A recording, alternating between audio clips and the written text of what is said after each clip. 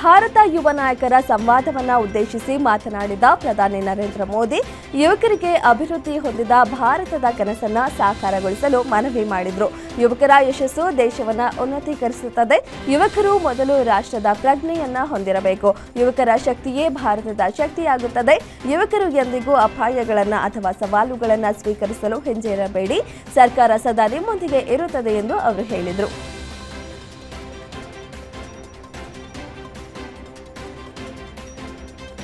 ಜೈಲಿನಲ್ಲಿರುವ ಮಗನ ಭೇಟಿಗೆ ಬಂದಿದ್ದ ತಾಯಿ ತಮ್ಮ ಖಾಸಗಿ ಭಾಗದಲ್ಲಿ ಮೊಬೈಲ್ ಇಟ್ಟುಕೊಂಡು ಬಂದಿದ್ದು ಘಟನೆ ಬೆಂಗಳೂರಿನ ಪರಪ್ಪನ ಅಗ್ರಹಾರ ಜೈಲಿನಲ್ಲಿ ನಡೆದಿದೆ. ಮಗ ಭರತ್ನನ್ನ ನೋಡಲು ಬಂದಿದ್ದ ಲಕ್ಷ್ಮೀ ನರಸಿಂಹ ಅವರನ್ನ ತಪಾಸಣೆ ಮಾಡಿದಾಗ ಗುಪ್ತಾಂಗದಲ್ಲಿ ಮೊಬೈಲ್ ಇಟ್ಕೊಂಡು ಬಂದಿದ್ದು ಪತ್ತೆಯಾಗಿದ್ದು, ಸದ್ಯ ಲಕ್ಷ್ಮೀ ನರಸಿಂಹ ವಿರುದ್ಧ ಪರಪ್ಪನ ಅಗ್ರಹಾರ ಜೈಲಿನಲ್ಲಿ ಎಫ್ಐಆರ್ ದಾಖಲಿಸಲಾಗಿದೆ.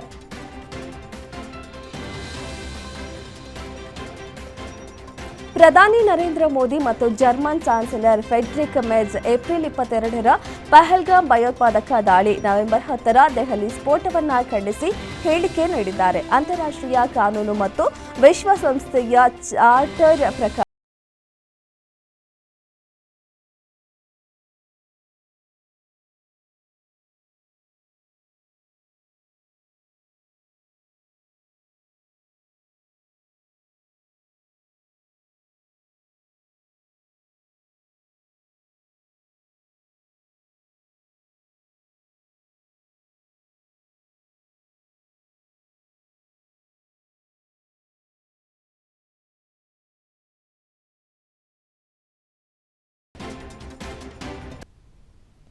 ಮಾಜಿ ಉಪರಾಷ್ಟ್ರಪತಿ ಜಗದೀಪ್ ಧನ್ಕರ್ ಅವರ ಆರೋಗ್ಯದಲ್ಲಿ ಏರುಪೇರಾಗಿದ್ದು, ಎರಡೆರಡು ಬಾರಿ ಪ್ರಜ್ಞೆ ಕಳೆದುಕೊಂಡ ಅವರನ್ನ ಆಸ್ಪತ್ರೆಗೆ ದಾಖಲಿಸಲಾಗಿದೆ ಎಂದು ತಿಳಿದುಬಂದಿದೆ. ಮಾಜಿ ಉಪರಾಷ್ಟ್ರಪತಿ ಜಗದೀಪ್ ಧನ್ಕರ್ ಅವರ ಆರೋಗ್ಯದಲ್ಲಿ ಏರುಪೇರಾಗಿದ್ದು, ಅವರನ್ನ ಏಮ್ಸ್ ಆಸ್ಪತ್ರೆಗೆ ದಾಖಲಿಸಲಾಗಿದೆ ಎಂದು ತಿಳಿದುಬಂದಿದೆ.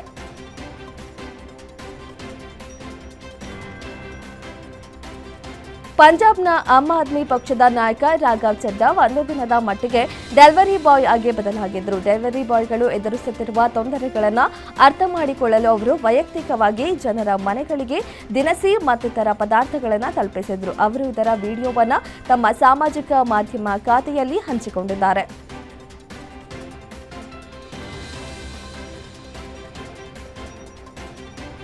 ಕರೂರ್ ಕಾಲ್ತುಳಿತ ಪ್ರಕರಣಕ್ಕೆ ಸಂಬಂಧಿಸಿದಂತೆ ಟಿವಿಕೆ ಮುಖ್ಯಸ್ಥ ಮತ್ತು ನಟ ವಿಜಯ್ ಸಿಬಿಐ ಅಧಿಕಾರಿಗಳ ಮುಂದೆ ವಿಚಾರಣೆಗೆ ಹಾಜರಾಗಿದ್ದರು. 6 ಗಂಟೆಗಳ ಕಾಲ ಅಧಿಕಾರಿಗಳು ಕೇಳಿದ ಪ್ರಶ್ನೆಗೆ ವಿಜಯ್ ಉತ್ತರಿಸಿದ್ದು, ಕಾಲ್ತುಳಿತ ಪ್ರಕರಣಕ್ಕೆ ತಮ್ಮ ಪಕ್ಷ, ಅದರ ಪದಾಧಿಕಾರಿಗಳು ಕಾರಣರಲ್ಲ ಎಂದು ಅವರು ತಿಳಿಸಿದ್ದಾರೆ. ಕಾರ್ಯಕ್ರಮ ಸ್ಥಳದಲ್ಲಿ ಇದ್ದರೆ ಮತ್ತಷ್ಟು ಗೊಂದಲ ಉಂಟಾಗಬಹುದು ಎಂದು ಭಾವಿಸಿ ಅಲ್ಲಿಂದ ತೆರಳಿದ್ದಾಗಿ ಅವರು ಹೇಳಿರುವುದು ತಿಳಿದುಬಂದಿದೆ.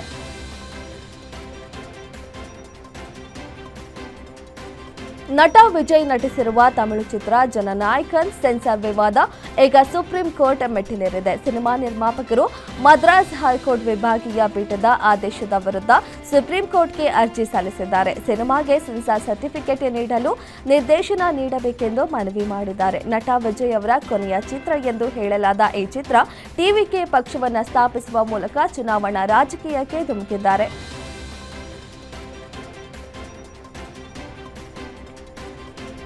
ಉತ್ತರ ಪ್ರದೇಶದ ರಾಂಪುರ ಜಿಲ್ಲೆಯ ಪೊಲೀಸ್ ಠಾಣೆಯೊಳಗೆ ಬಜರಂಗ ದಳದ ಕಾರ್ಯಕರ್ತ ಎಂದು ಹೇಳಿಕೊಂಡಿರುವ ವ್ಯಕ್ತಿಯೊಬ್ಬರು ಪೊಲೀಸ್ ಸಿಬ್ಬಂದಿಗೆ ಬೆದರಿಕೆ ಹಾಕುತ್ತಿರುವ ವಿಡಿಯೋ ಸಾಮಾಜಿಕ ಮಾಧ್ಯಮದಲ್ಲಿ ವೈರಲ್ ಆಗಿದೆ. ಸೂರಜ್ ಪಟೇಲ್ ಎಂಬ ವ್ಯಕ್ತಿ ಪೊಲೀಸ್ ಸಿಬ್ಬಂದಿಗೆ ಅವಾಚ್ಯ ಶಬ್ದಗಳನ್ನು ಬಳಸಿ ಪೊಲೀಸ್ ಠಾಣೆಗೆ ಬೆಂಕಿ ಹಚ್ಚುವುದಾಗಿ ಬೆದರಿಕೆ ಹಾಕಿದ್ದಾರೆ. ನನ್ನನ್ನು ಮುಟ್ಟಿ ನೋಡಿ, ಇಡೀ ಪೊಲೀಸ್ ಠಾಣೆಗೆ ಬೆಂಕಿ ಹಚ್ಚುತ್ತೇನೆ ಎಂದು ಆವಾಜ್ ಹಾಕಿದ್ದಾನೆ.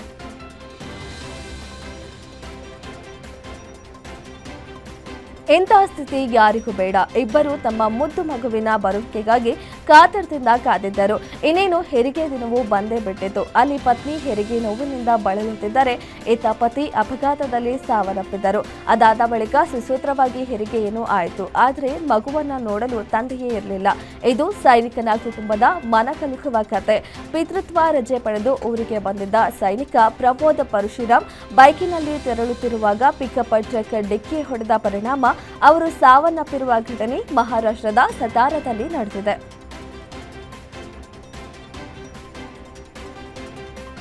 ತನ್ನ ಪತ್ನಿ ಬೇರೊಬ್ಬನ ಜೊತೆ ಓಡಿ ಹೋಗಿದ್ದಾಳೆಂದು ಕೋಪಗೊಂಡ ವ್ಯಕ್ತಿಯೊಬ್ಬ ಪೊಲೀಸ್ ಠಾಣೆಯ ಆವರಣದಲ್ಲೇ ಆಕೆಯ ಮೇಲೆ ಗುಂಡು ಹಾರಿಸಿದ್ದಾನೆ.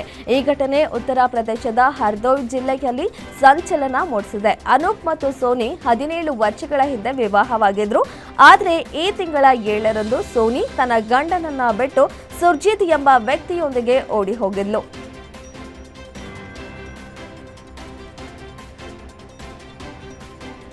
ಹಿಮಾಚಲ ಪ್ರದೇಶದ ಸೋಲನ್ ಜಿಲ್ಲೆಯ ಅಪಾರ್ಟ್ಮೆಂಟ್ ಕಟ್ಟಡವೊಂದರಲ್ಲಿ ಸಂಭವಿಸಿದ ಭಾರೀ ಬೆಂಕಿ ಅವಘಡದಲ್ಲಿ 8 ವರ್ಷದ ಮಗು ಸಾವನ್ನಪ್ಪಿದ್ದು, ನೇಪಾಳಿ ಮೂಲದ ವಲಸೆ ಕಾರ್ಮಿಕರು ಸೇರಿದಂತೆ ಹಲವರು ಸಿಲುಕಿಕೊಂಡಿದ್ದಾರೆ. ಹಲವರು ಅಂಗಡಿಗಳು ಸುಟ್ಟು ಭಸ್ಮವಾಗಿವೆ.